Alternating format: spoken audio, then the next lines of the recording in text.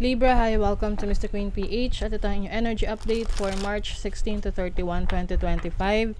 If you're interested in private readings, meron tayong link sa description at sa pinned comment, check nyo lang information kung paano mag-book for a private reading.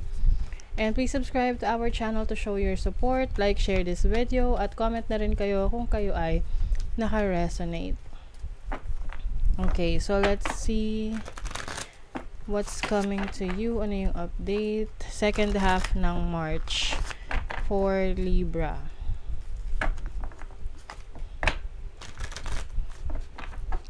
Okay.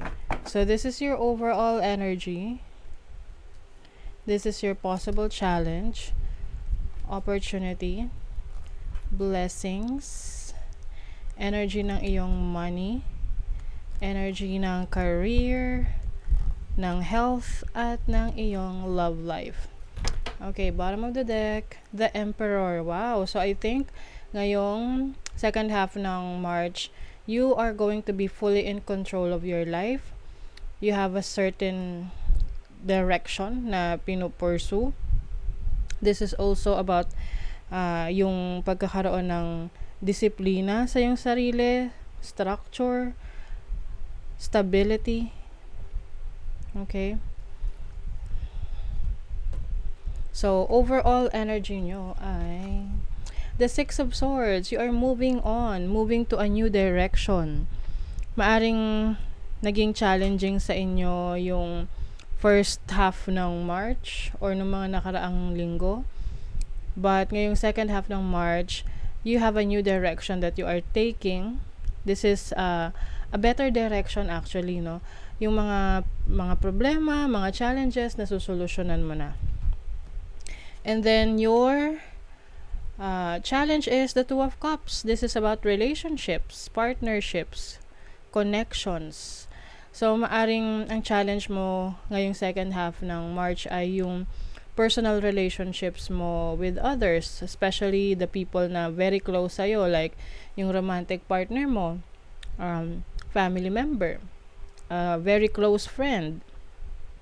This can also mean a challenging situation with your partnership, like business partnership. Okay? So, ngayong second half ng March, it's time for you to face, kailangan mo nang harapin, ano yung mga kailangan mong i-work out, kausapin, ayusin na conflict between you and the person that you're dealing with. And then, your opportunity, the Chariot. Wow. Maganda tong opportunity for you. It's like a very fast movement. So, like what I mentioned kanina, you're going to a new direction, much better than dati. So, ngayon, you have a certain goal na ito talaga yung gusto mong i-pursue. Some of you, pwedeng magkakaroon ng opportunity na magkaroon ng sasakyan or pwedeng unexpected travel. And also, a major decision na finally, makakapili ka na anong path yung iti-take mo. Okay? And then your blessing is the Elder of Pentacles. So as a blessing, maganda to kasi this is about stability in your finances. Your needs are all met. This is also pagiging focus sa iyong career, sa iyong finances, no, sa iyong trabaho, sa business mo. You will experience financial stability second half ng March. Kumbaga, ipagpatuloy mo lang yung effort na binibigay mo for your craft, for your business, for your job. I also see recognition kasi pwedeng meron kang may award or reward na matatanggap mo dahil sa pinaghirapan mo or sa effort mo or sa performance mo sa trabaho man yan or sa business or sa career mo. And then your money, 8 of Wands, maraming perang darating. This is also about communication, going to and from. So maaring meron kang kakausapin related sa business, sa trabaho. Pwede ring you are going to learn something. May training. Pwedeng itong training na to kailangan mong pumunta sa sa malayong lugar, parang ipapadala ka sa ibang lugar or sa ibang bansa to attend a training, conference, or a seminar. And for your money, I think, pwedeng merong magbabayad sa'yo, no? Kung meron sa'yong nagkakautang. This is also good news coming in sa yung finances. Okay? And then, sa'yo namang career, you have the 5 of Swords. I think you are very competitive sa career mo. Maraming pressure. Too much pressure in your career life, in your job, in your work. Ano man tong pinagkakakitaan mo. So, kailangan dito i-manage mo ng maayos yung oras mo, kung saan talaga mas worth it yung oras mo na ibigay, no? For your career. So, pay attention rin, maging maingat sa mga taong nakapaligid sa'yo, sa trabaho, sa career.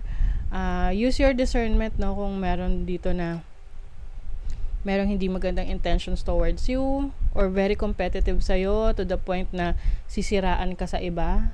Okay? So, pay attention to that. And then, for your health, kalusugan, wow, 10 of Cups.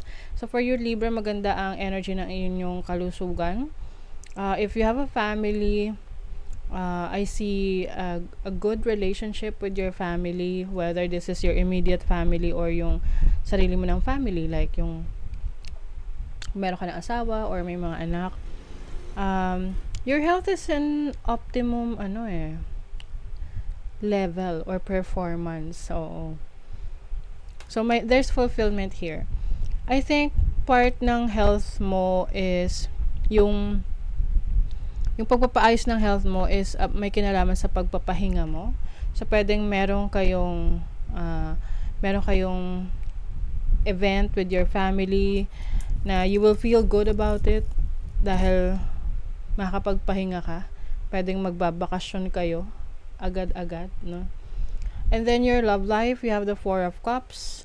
So, some of you who are connecting with a romantic partner, you feel like parang merong mga bagay na hindi ka nagugustuhan sa nakukuha mo sa kanya base sa kung ano yung nabibigay mo sa kanya. Parang hindi na nasusuklian yung efforts mo sa relationship.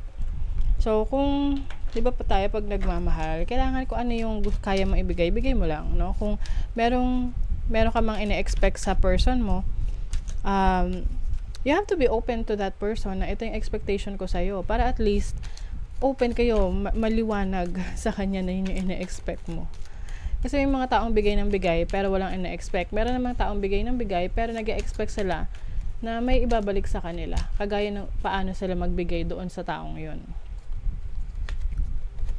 Meron kang achievement, 'di ba? Sabi ko sa inyo, may recognition talaga. There's victory.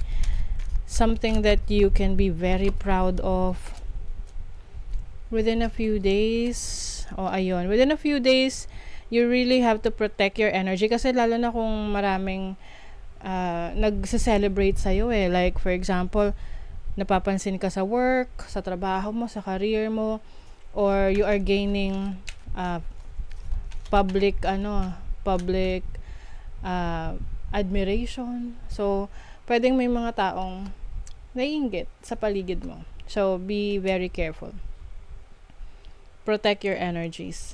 And then, meron ding rito, someone who likes to do things on their own. So, pwedeng ikaw ay meron kang gagawing activities yung second half ng March na ikaw lang yung gagawa nun.